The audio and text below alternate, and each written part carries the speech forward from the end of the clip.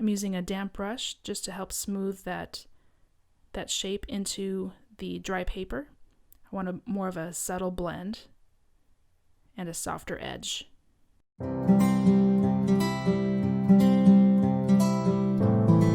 Hello and welcome to this Bee Eater watercolor tutorial. For this painting I used 8 hues of Daniel Smith tube watercolors, and I am painting on Arches cold press paper. I'm starting by wetting the top of the head.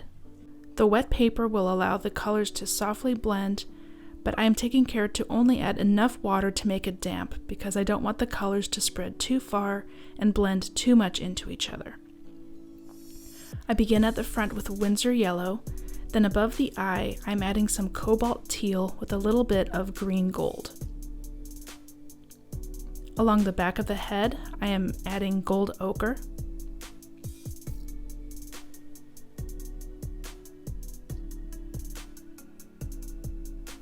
And I use a clean damp brush to lift a little away from that teal area, and then I drop more teal in there to blend into the gold ochre a little bit more.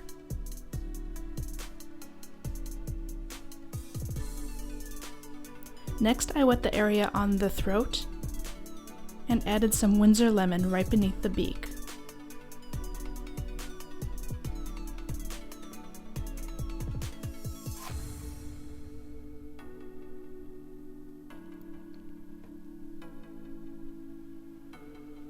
Towards the bottom, I'm adding Indian yellow.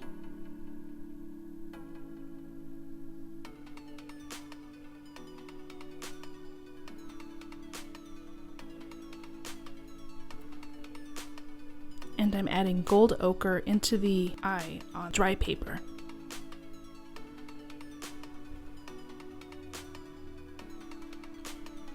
And dropping a little more Indian yellow for some texture.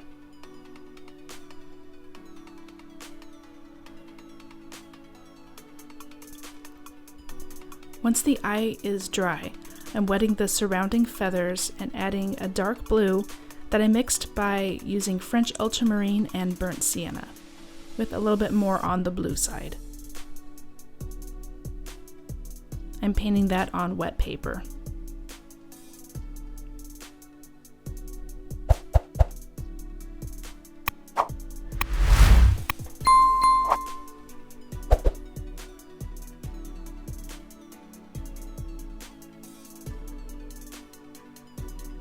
All of the surrounding feathers are dry at this stage.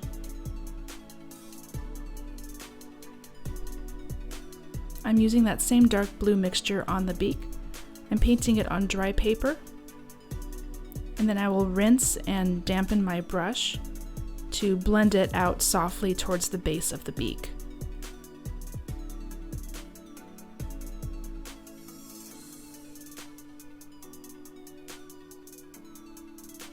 Once those dark blue feathers are dry, I go in with a thicker mixture of my dark blue and I paint in the shadowy areas to give it a little bit more dimension.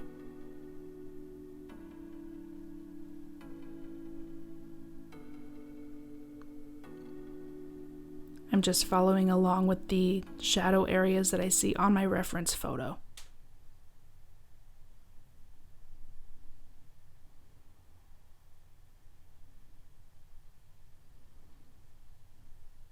And extend it out along the beak, which is also dry.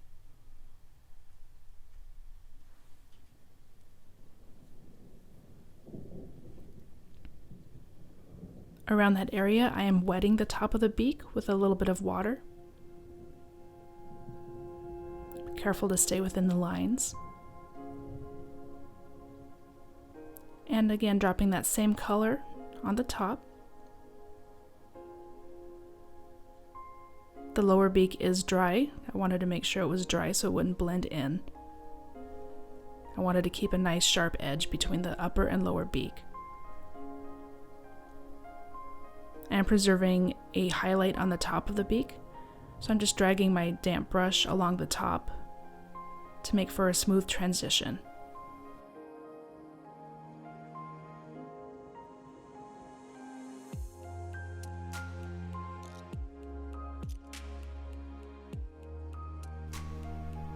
Back to the head feathers.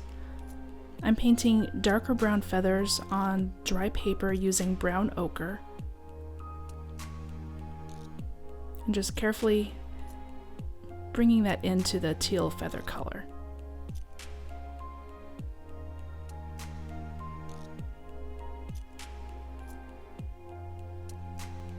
When comparing with my reference photo, I realized I did not extend the light brown feathers out far enough, so I'm taking care to fix that now. Going back to my gold ochre to add those feathers to the back of the head.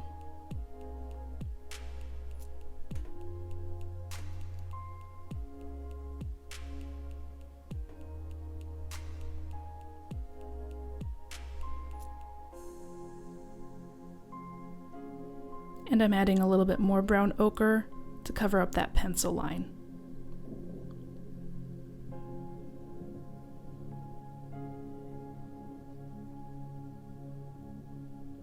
And using tiny strokes again, just to create that look of feathers.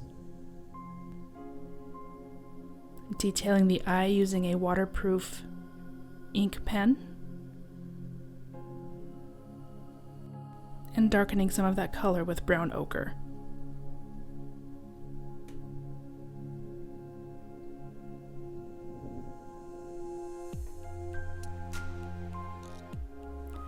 The head feathers are slightly dry, so I drop some more of that brown in it, and it helps create that fluffy texture even more. The throat feathers are dry, so I'm going to work on the chest. I pre-wet that area, and I'm dropping cobalt teal onto the wet paper.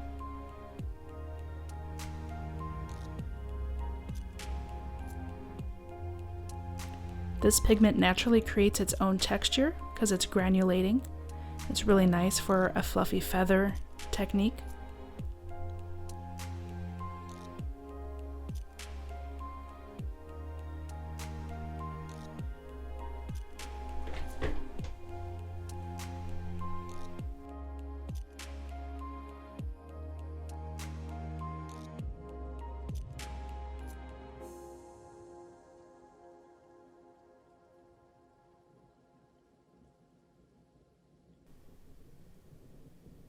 And the same color along the base of the tail.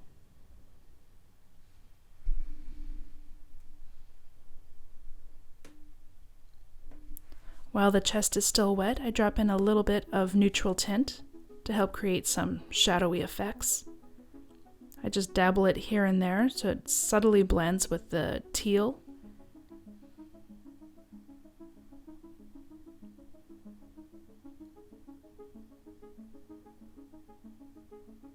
And creates that shadowy, splotchy effect. And I do the same thing on the base of the tail feathers.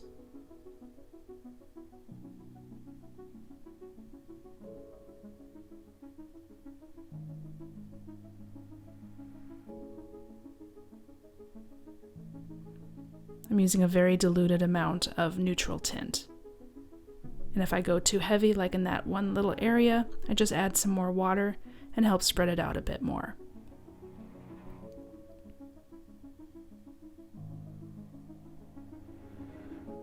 When the teal layer is dry, I begin on the back of the wing. Again, I'm using gold ochre to paint the base color.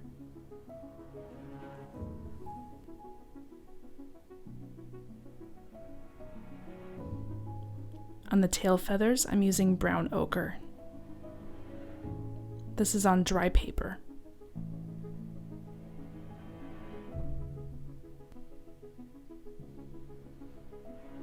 Back onto the chest.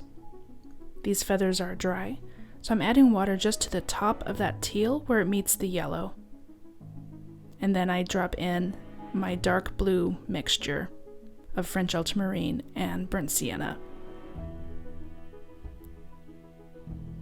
I keep a hard edge where it meets the yellow and just very carefully brush in some of that texture. And then where it goes into the teal, I leave it soft.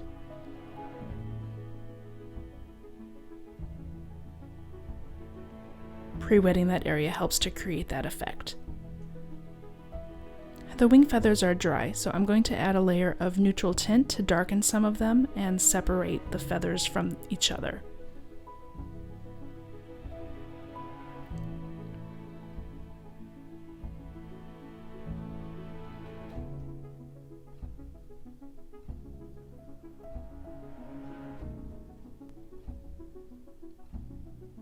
I'm darkening the feathers along the branch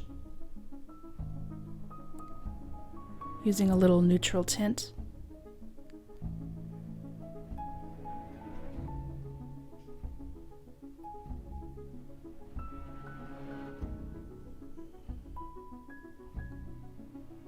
And deepening some of the shadow areas along the tail feathers, also with neutral tint.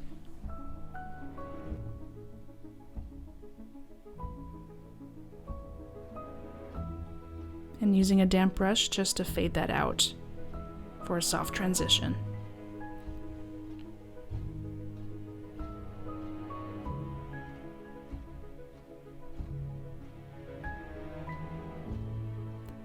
The tail feathers are dry now, and I will use a thicker mix of neutral tint to add separation and dimension.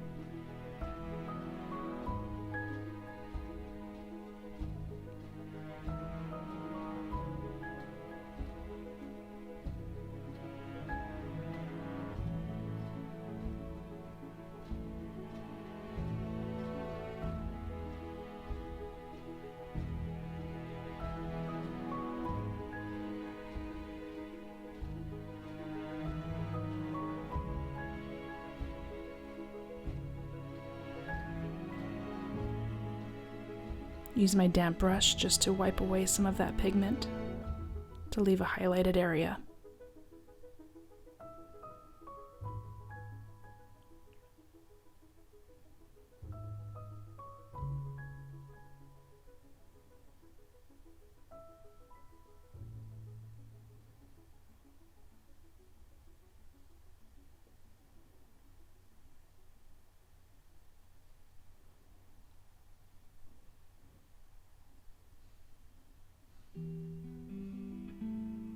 I'm careful not to let two wet areas touch because I don't want the color to bleed between the feathers.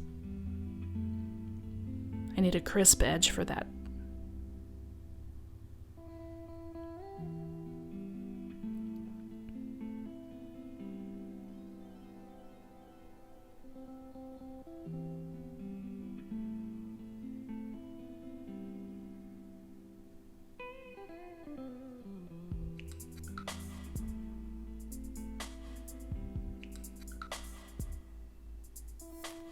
I'm going to do the branch. To begin, I wet the entire area.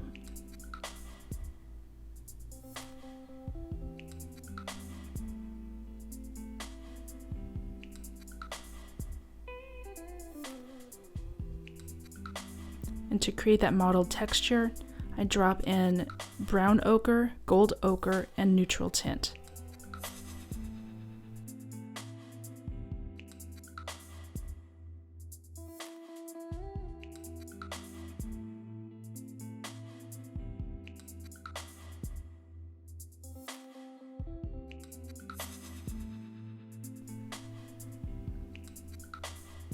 I added the darkest neutral tint right under the bird and around his feet.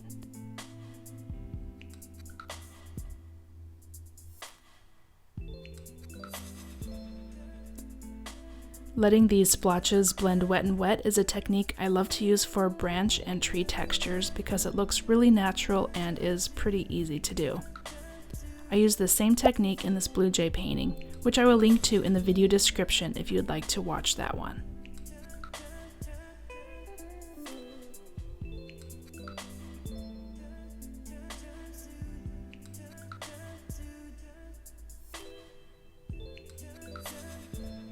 With the branch dry, I'm using my dark blue mix to paint tiny lines on the toes. I'm really careful not to use too much paint on the brush. I want it to be very subtle texture.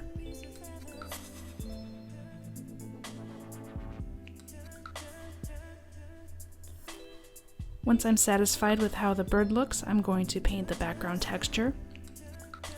I wanted just to do an abstract shape, and I decided that green gold would look really nice around the bee eater. I pre-wet each section, then added the paint carefully around the feathers.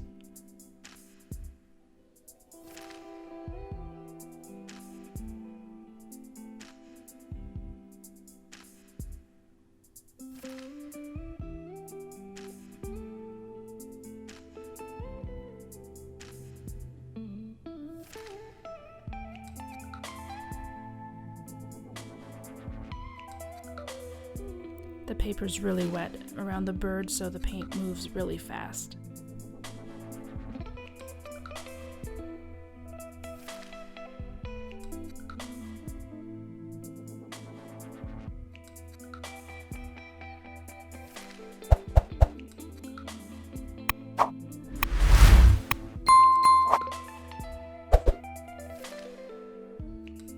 If you wanted to try this same technique, you could just wet one area and paint it, and then wet the other area and paint it.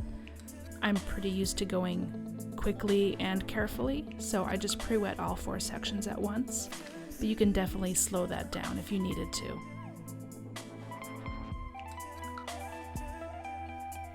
I'm using a damp brush just to help smooth that shape into the dry paper. I want more of a subtle blend and a softer edge. Thank you for watching this video. If you enjoyed it, please give it a thumbs up and be sure to subscribe to my channel to see more art tutorials. If you'd like to know more about watercolor painting, please go to my website and download the Mud No More Watercolor Mixing e-guide. Thanks again, and I will see you in the next video.